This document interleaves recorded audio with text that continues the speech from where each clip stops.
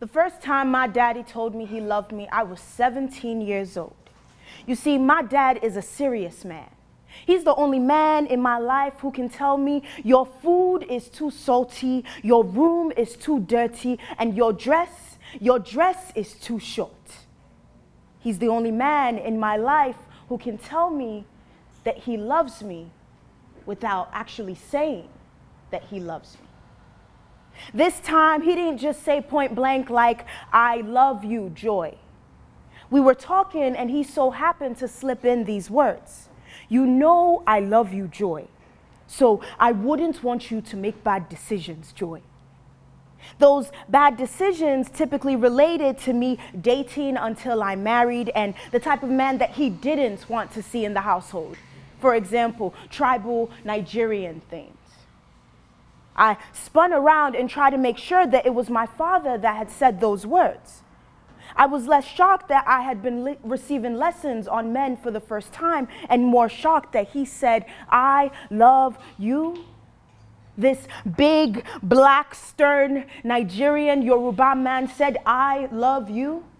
Such a westernized phrase that seemed so foreign to me, regardless of the number of years I spent living in the Big Apple. I was taken aback by the words, but more taken aback by my dad. I looked at him and you'd assume that I say, I love you too, Daddy.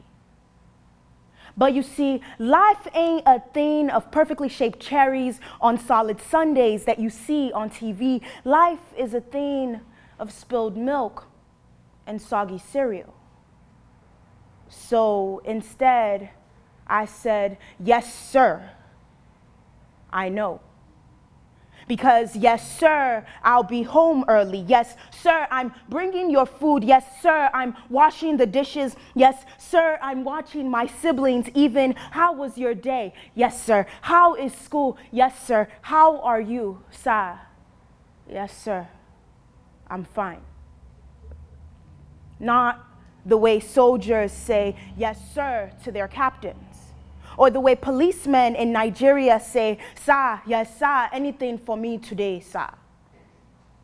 But rather, the way children say, yes, sir, when they act to be soldiers. When they are taught to block their emotions, separating fear from reality, value from fact, and love from the heart. Because they are taught to feel with their minds, to react to the beat of their heart, every thump like a fall, every fall like a thump. So, yes, sir. Because I never understood how to say, I love you. Because I was never taught to say, I love you. Because the love that I had seen in my life was the love that had no voice. It was neither sad nor happy. It was just there. It was the love that gave me money to go to school every day, even when struggling. The love that cooked for me at night, even when tired. The love that called me every day as I sat in my room in college, struggling to see what tomorrow held. The love that told me that tomorrow held possibilities that cannot be expressed in today. The love that had 2 jobs.